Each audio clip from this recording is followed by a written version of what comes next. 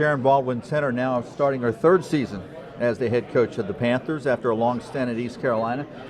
3 years in, or starting your third year, is the program where you thought it might be? I do feel like this fall we are getting where we need to be. I didn't think it would take this long, but this fall has been by far the best preseason we've had and the best practices we have had so far. We've, expanded our basketball team. Last year we went out and really found some people that could score. We've struggled scoring the past 2 years, and that's been a point of emphasis for us. And now we have several different people that can put the ball in the basket, and I think it makes us a better basketball team. That always helps. They can put the ball in the basket. Mm-hmm, absolutely. You and I were just joking earlier, and someone's got to get picked last. This year it was you guys. And I said the pressure's on you, and you said, nope, only way you can go is up.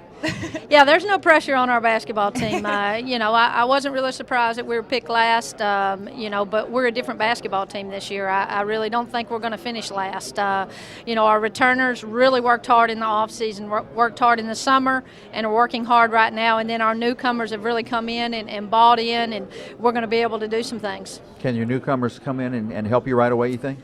We do have some newcomers that are going to be able to do that. We actually have 2 transfers, one transfer from UNCW, that Alicia Andrews, who has to sit out a year, and then Kyra Crosby. She's a great little player. Yeah, who has to sit out a year, a transfer from Alabama, who 2 years ago was the Junior College National Player of the Year. They both really have elevated practice for us, and, the future is bright. Too bad we can't have them this year, but I think, too, all of our other players have really helped, and I think we have a couple of freshmen coming in. We have a couple of junior college players that have come in that are going to be able to play significant minutes for us. Who are some of the veterans who you think will have to lead the way, basically?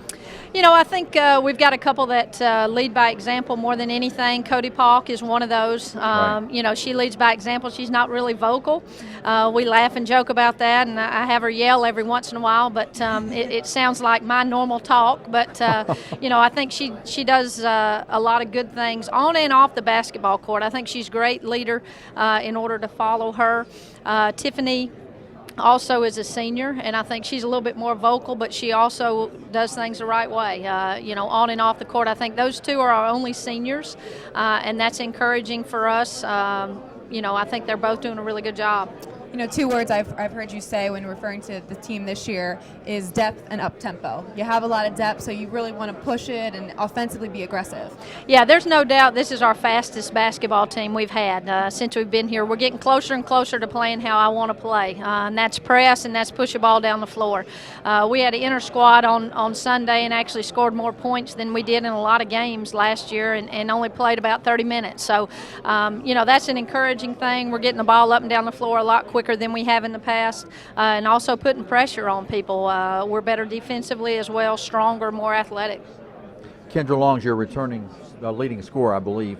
Will she probably fill that role again, or will somebody surpass her, you think? It's hard to say right now. She's been in and out of practice with some injuries this fall, but I do think she worked very hard in the summer and in the off season. I think her mentality has changed as well. I think she's becoming more of a complete player instead of just standing behind the three-point line and shooting. Right. She's able to go to the basket and do other things, and becoming a pretty good passer as well, and trying to make other people around her better as well.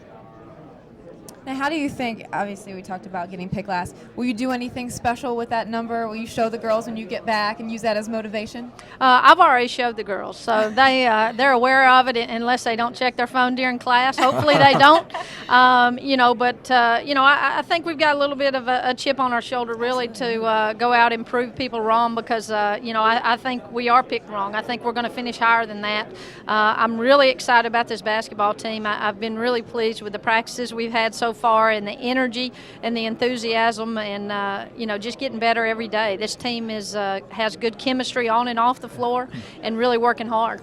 As far as recruiting is concerned, with the addition of football to the Georgia State athletic program, have you been able to use that to your advantage? The fact that there is a football team that plays they've played some big name teams.